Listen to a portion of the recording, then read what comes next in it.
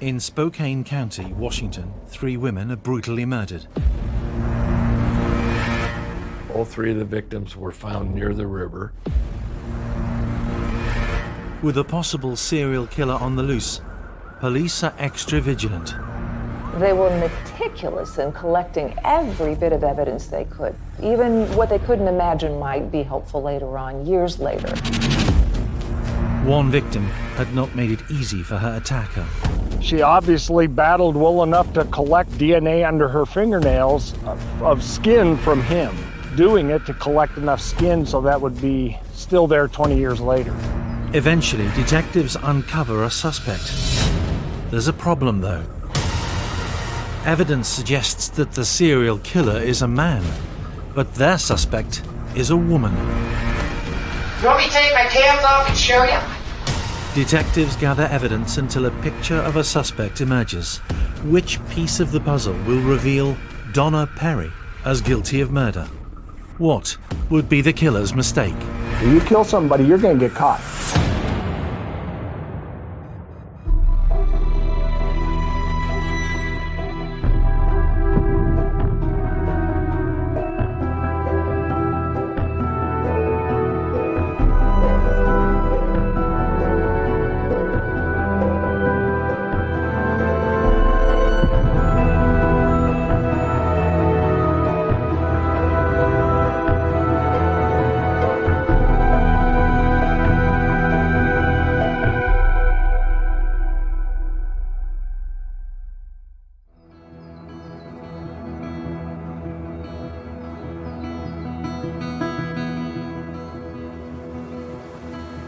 Spokane, Washington is a city that looks like it just has it all. It's nestled along a river. It's edged by mountains and forests.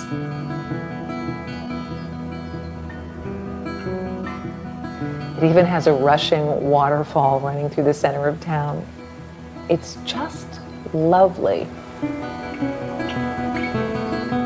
In the 1980s, recession hit this pretty town with an industrial past.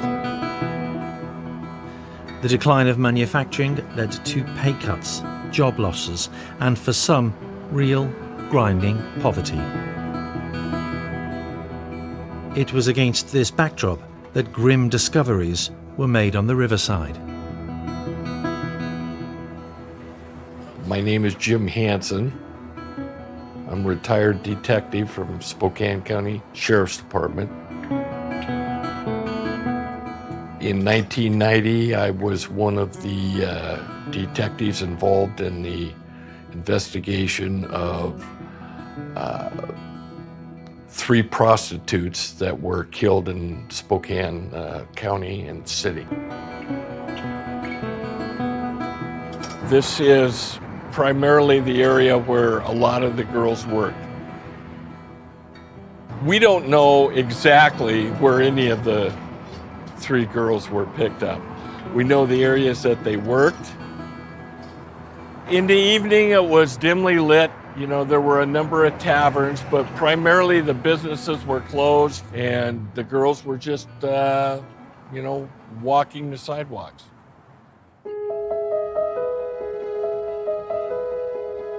So who were these women?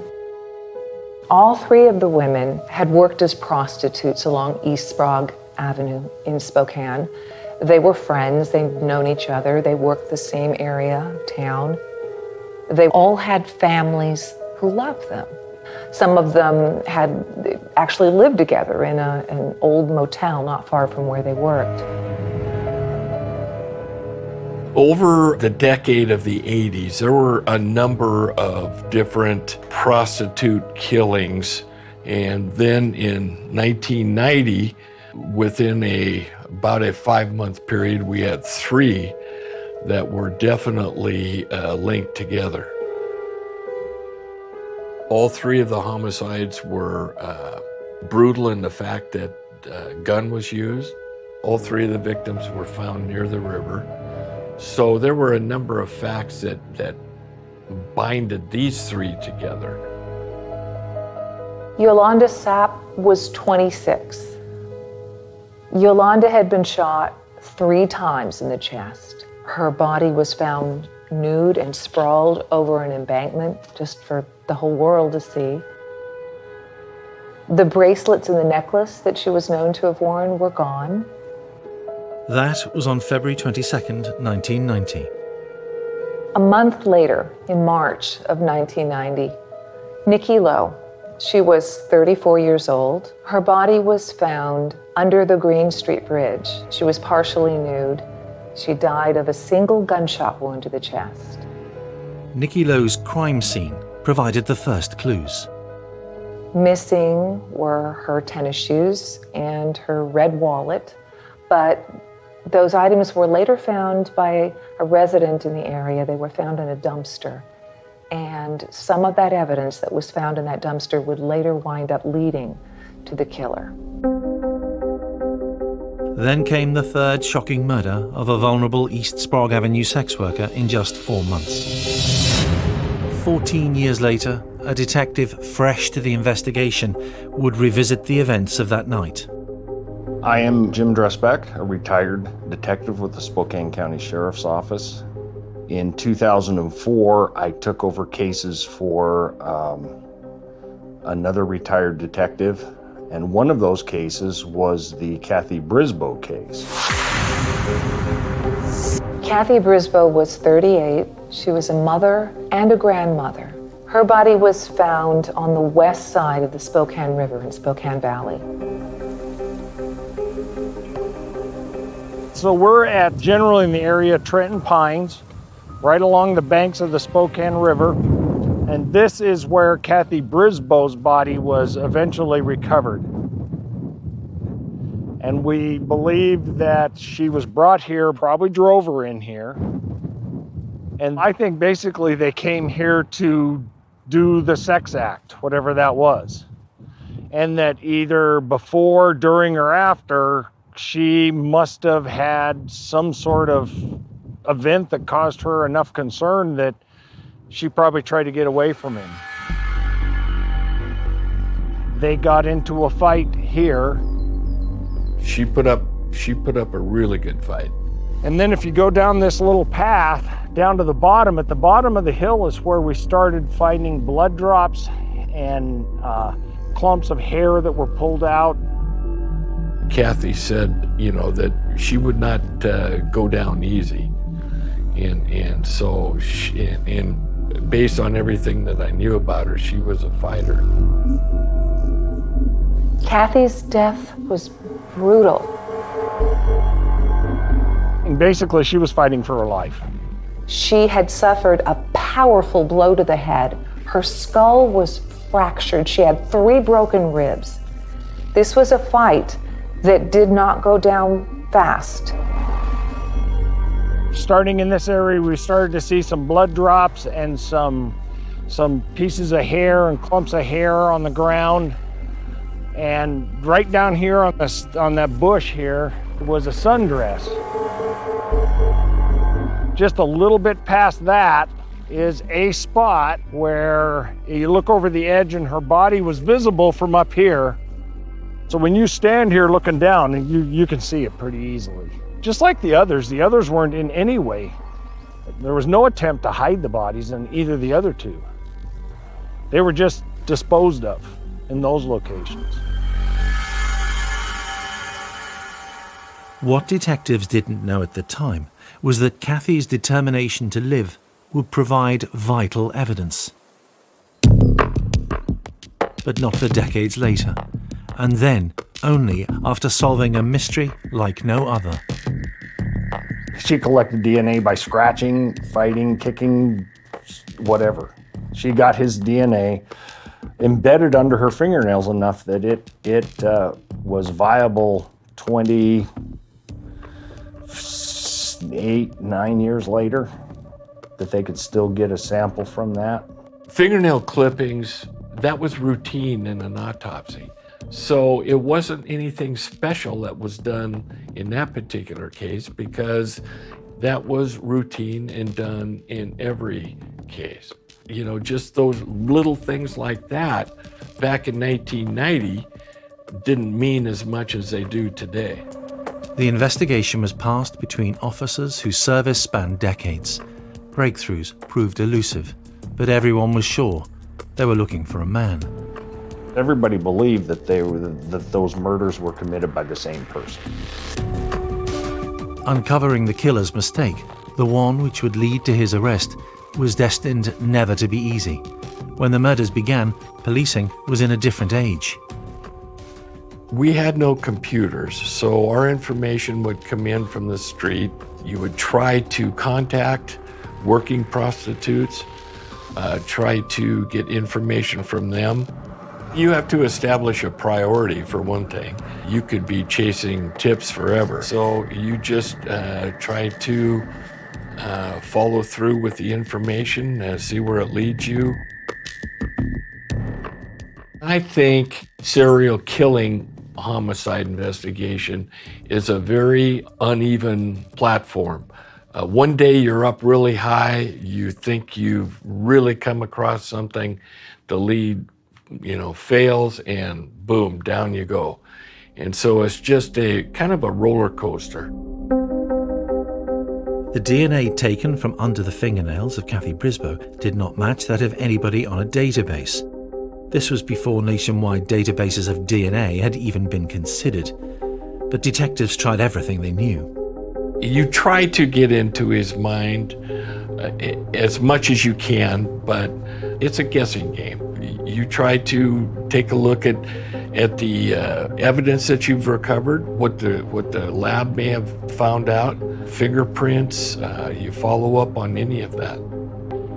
And I believe we worked on that probably a year on and off, worked on it as much as we could. They talked to every possible witness.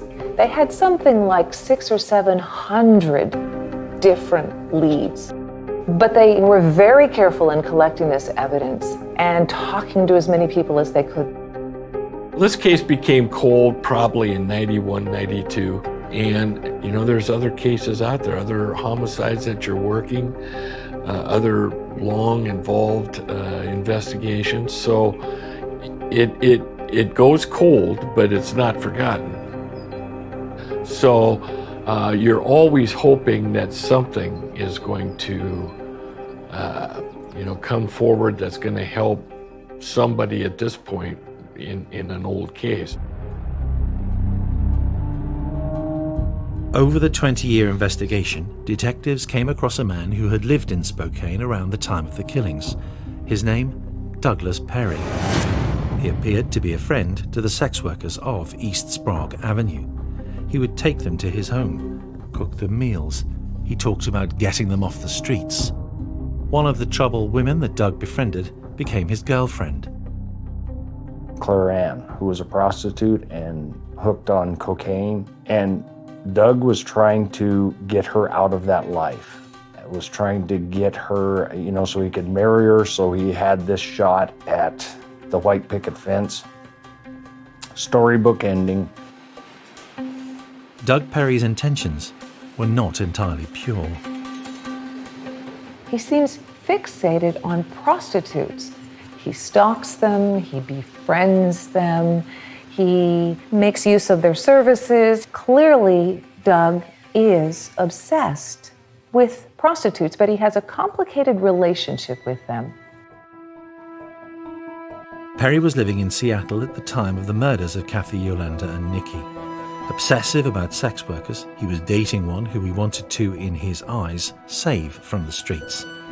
But he was not on the police radar, because nobody other than the girls themselves, and Douglas himself, knew. He had never been recorded as a suspect. He had not made a killer's mistake. Or so he thought. This is the portrait of a killer, obsessed with two things: guns and prostitutes. And the intersection of those two things will turn him into a serial killer.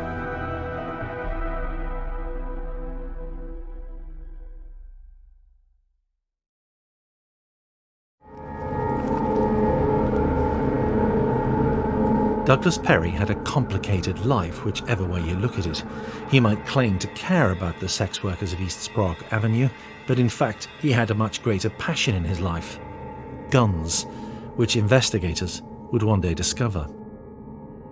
He really seemed to have an affinity to guns. He loved them a lot because every time he was arrested and a search warrant was done in his house, there were dozens of firearms.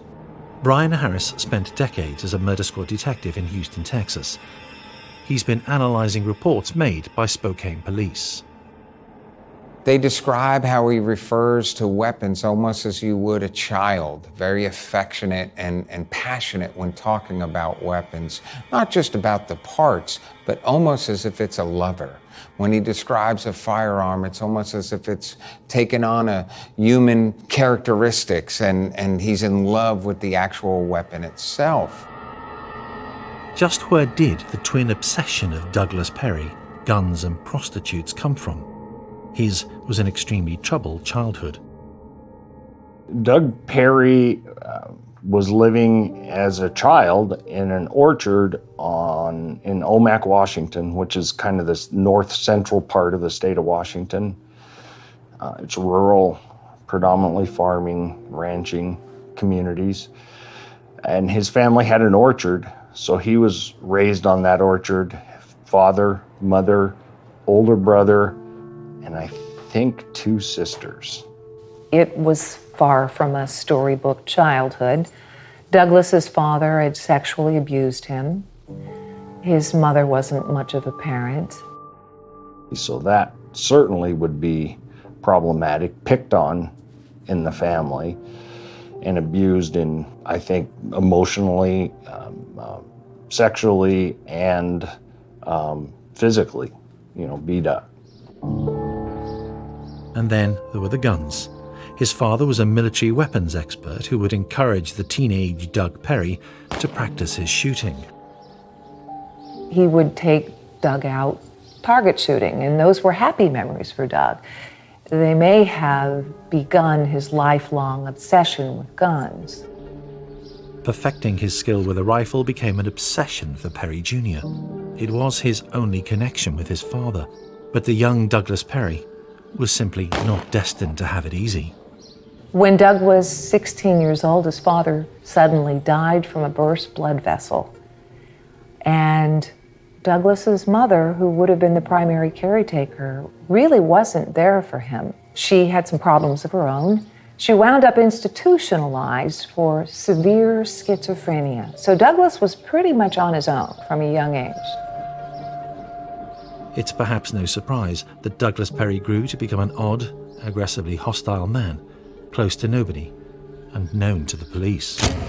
Doug's criminal history starts pretty early on. We know at least starts in his 20s.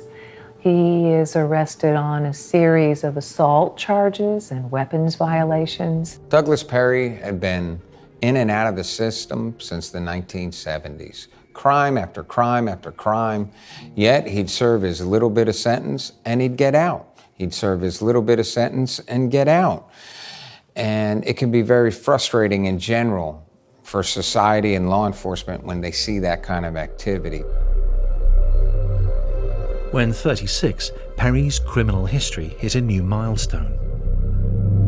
In 1988, Doug gets his first felony weapons charges.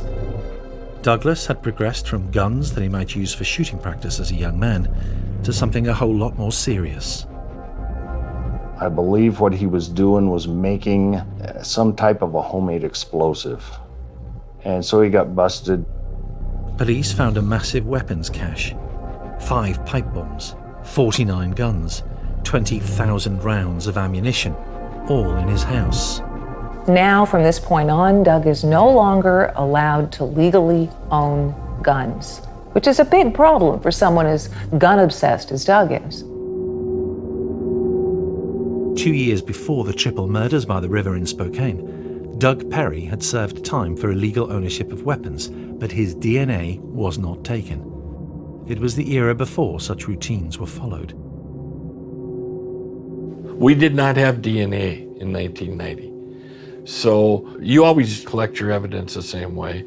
And I believe that's what helped in this case. DNA eventually was able to be obtained from that evidence that was collected.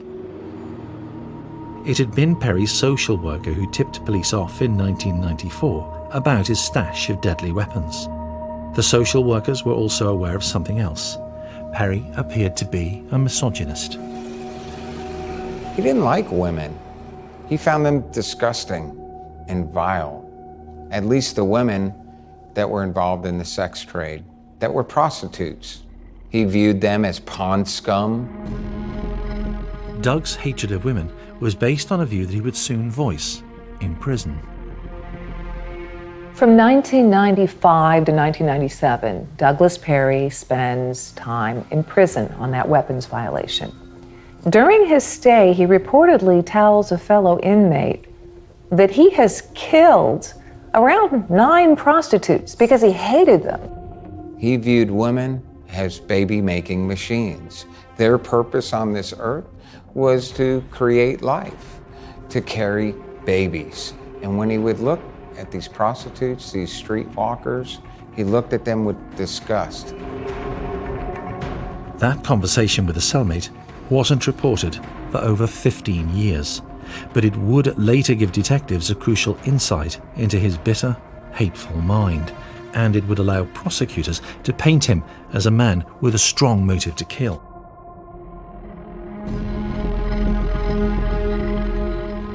Within months of his release from prison, Spokane cops did find out how often Perry spent time with sex workers and the other obsession in his life, weapons. In 1998, a year after Douglas gets out of prison, he picks up a prostitute and brings her to his home. And she was really creeped out about the weapons, all the weapons around, and how he was saying he wasn't going to hurt her because he liked her. She sees knives, she sees guns, she sees crossbows. It freaks her out. And so when he took her back downtown to the street corner, she flagged down the first cop, she said, and said, "I want to tell you about this weird date that I just had." While she's talking to police, Douglas Perry drives by and police pull him over. Once again, Douglas Perry's obsessions with guns, knives, bombs and prostitutes have threatened to expose him for who and what he really was. He's stopped by the Spokane Police Department, and inside of his vehicle there is writings about his mental health, and it's from mental health workers about his disdain and disgust for women. They also find in that car some other papers describing the steps to take to get gender reassignment surgery. Detectives thought no more about this unusual discovery, but because Perry's arms cache was found, he was sent to jail. It seems remarkable today, but still, Douglas Perry's DNA was not taken. Whilst in prison, Doug made a decision that he hoped would change his life. 10 years after Yolanda and Nikki and Kathy were murdered, Douglas Perry takes a trip. Douglas Perry flies to Bangkok, Thailand, and has gender reassignment surgery. It's in Thailand that Douglas Perry becomes Donna Perry. The effect of the gender realignment treatment around the year 2000 made life even more difficult for investigating detectives looking into the triple murder of 1990. By then, it was a cold case. DNA techniques had not helped find a match for tracers found under the fingernails of Kathy Brisboe, and there had been plenty of other murders between then and now to keep detectives occupied. By becoming Donna, Douglas Perry had put himself further away from the investigative radar screen of Spokane police.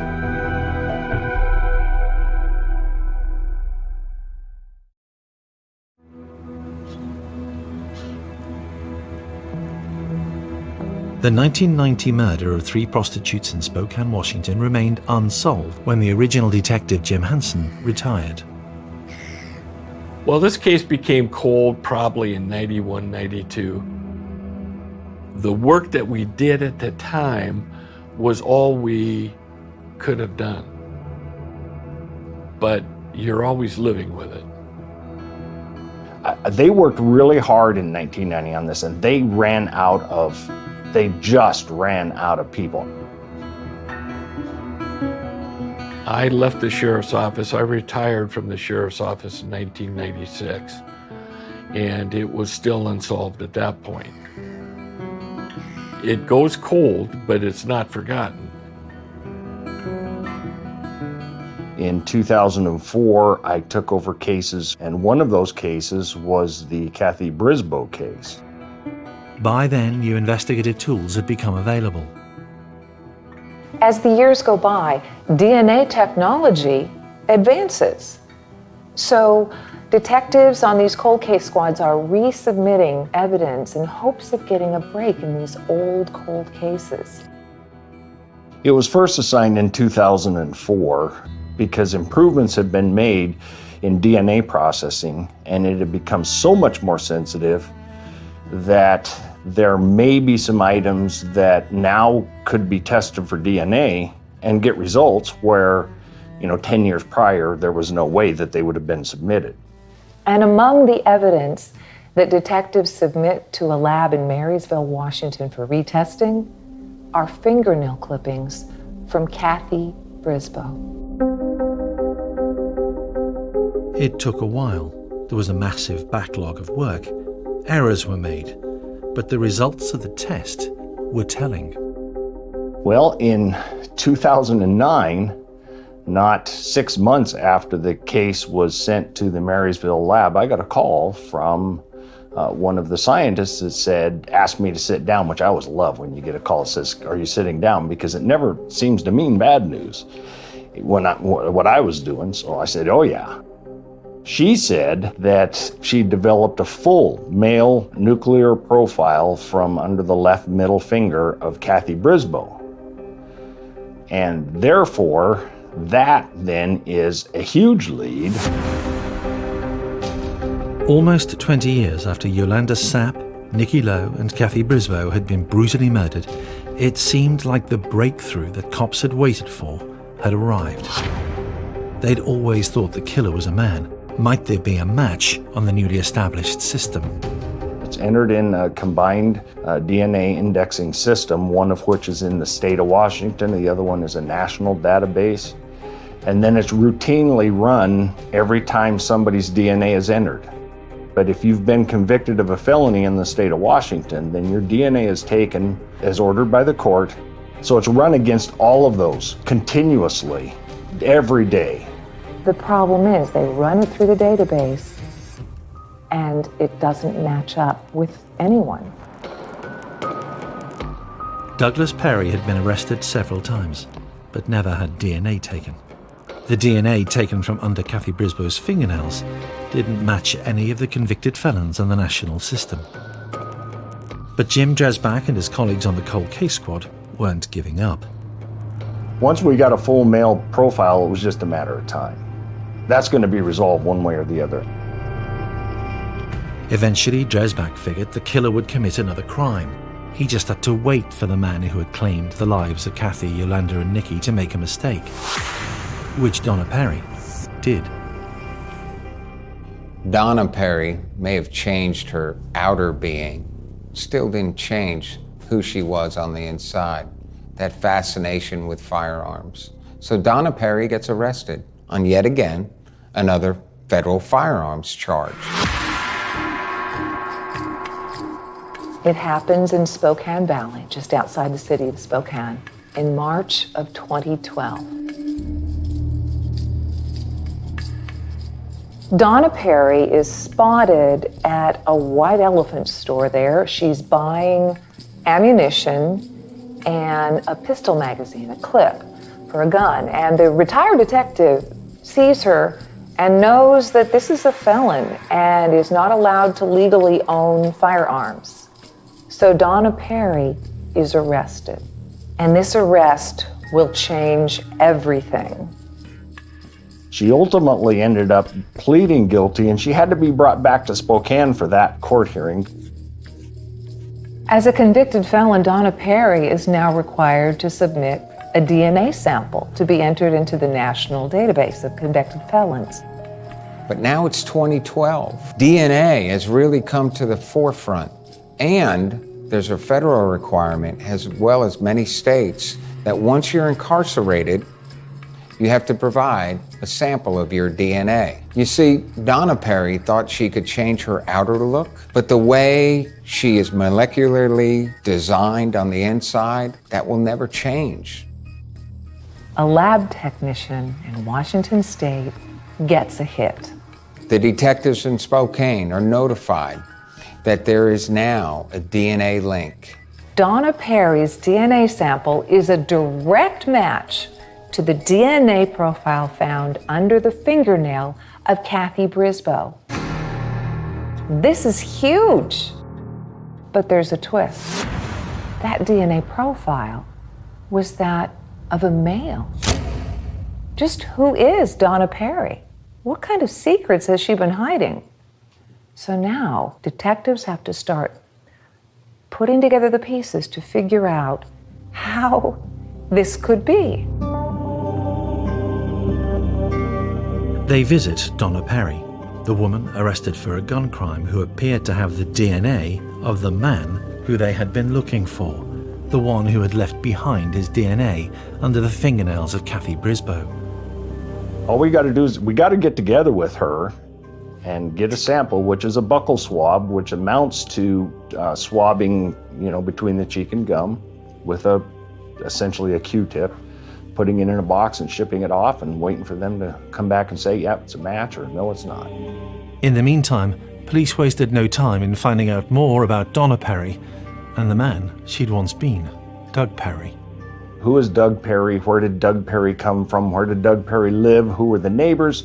Who were the friends? Who were, what was his family like? The history, what kind of vehicles did he drive was a big deal, because we believed that to one degree or another, and I think every degree really, all three of these victims were transported in one fashion or another to the scene where they ended up.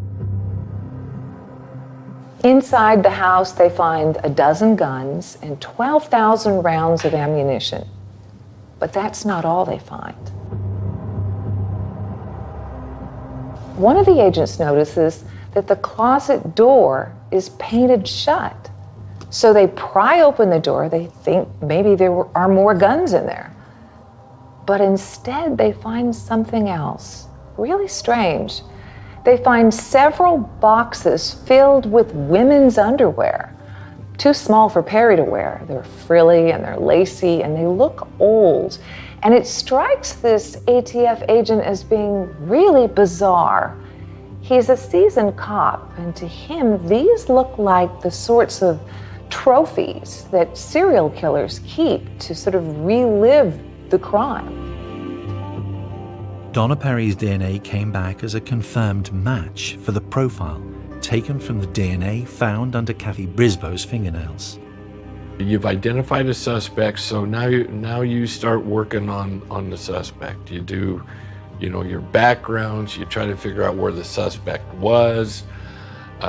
You've got a whole list of things to do reference that suspect. You've got to be able to put the suspect back in Spokane at the time of the homicides. You've got to run down vehicles that the suspect may have had, residences. There's just a lot of things to go, and you've got to be able to tie each homicide to the suspect. So you're going through all the evidence. You're resubmitting evidence for fingerprint comparisons, and all that takes time. When investigators re-examined evidence from the 3 crime scenes, the case against Perry was stacking up. They had the evidence matching Perry to Kathy Brisboe. Now they need more evidence to link to the other victims. Nikki Lowe had Perry's fingerprint on one of the items that belonged to her. It was in a dumpster, I don't know, a mile, 2 miles away from where her body was recovered. Then Yolanda Sapp had a couple of blankets that were deposited with the body. And I believe there was DNA of Perry's on the blanket that was found So that ties those two together. All of it matches Perry. Armed with so much evidence, detectives finally get the chance to sit down face to face with their suspect. Would Donna Perry admit to the crimes that Douglas Perry had committed all those years ago? She was in the room by herself. And so then I just waited for a little bit. Then I went back in with this. And I read it to her. And when I read that the charge was murder, she said, "Murder? Murder? Who am I supposed to have murdered? Murder?" Am I being accused of murder or something? Yes, that is you are the prime suspect. What does this relate to? Not just one murder, but several. You're accusing me of murder. Of who? It was an unusual case, to be sure. A woman denying having been the man who had killed 3 sex workers. Would detectives convince Donna Perry to confess?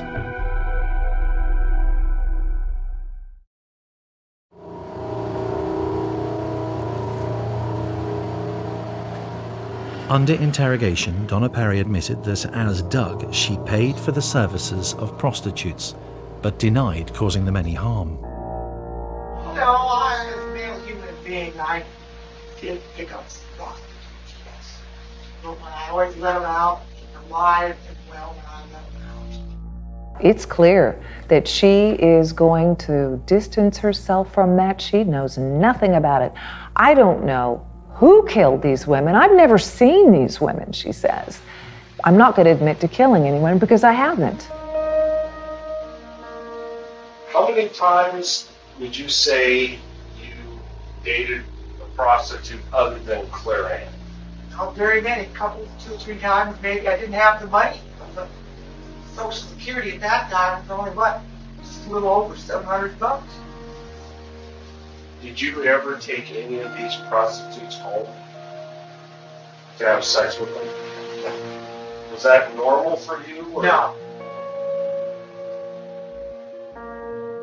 I got individual photographs of 13 women, all of whom were were hookers back in 1990. Knowing that Perry associated with them, some of them, he was using hookers himself back in those days.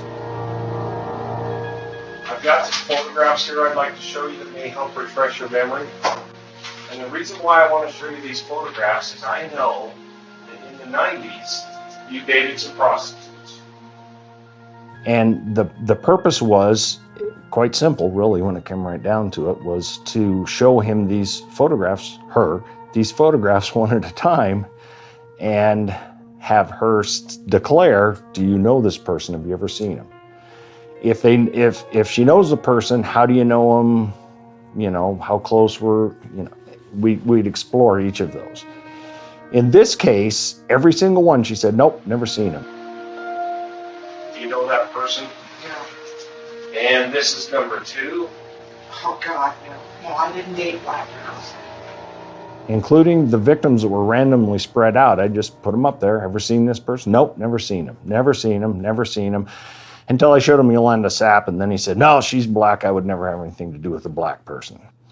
The question, obviously, is if you have never had any contact with any of these victims, how does your DNA get on? Even when presented with all of the forensic evidence, Donna had an explanation. She knew the murdered girls. They ran the DNA, full male profile DNA that was found on the subject. Okay. And that came back, when they ran it in CODIS, it came back as a match. It wouldn't surprise me if you found fingerprints and stuff on these hookers. I would have sex with them, release them, go home. Donna refused to admit that she'd killed Yolanda Sapp, Nikki Lowe, and Kathy Brisboe. But her denial came with a twist that detectives weren't expecting. I'm not going to admit I killed anybody. I didn't. Donna has killed nobody. Doug did? I don't know if Doug did or not. It's 20 years ago, and I have no idea whether he did or didn't. Well, and you have proof that I murdered someone. I can't remember. Donna was accusing Douglas Perry of the murders. It was an outlandish defense, but would it get Donna off the hook? Donna versus Doug. Donna didn't do it, but Douglas did, and so you can't convict me because I'm Donna. Douglas did it. Could detectives find a line of questioning that would draw out an admission of guilt? People that kill people, multiple people over periods of time, they generally keep going once it starts. Yeah. So the question to me as a law enforcement officer who studied this in depth, what made Donna stop? This is a clever interview trick because cops say that when you ask that kind of a question, you can sometimes get the killer to admit to the killings, or you can find out that the killer never did stop, and maybe there are other murders that they didn't know about. Perry's answer was revealing. So then I asked myself, Douglas didn't stop. Donna stopped it. The gender change operation, I have not doubt. I'm convinced of it. Donna Perry gets upset and she blurts out, "Doug didn't stop it. Donna did." Boom. Huge. That was a confession. Donna insisted that the sex change operation had brought about a huge transformation.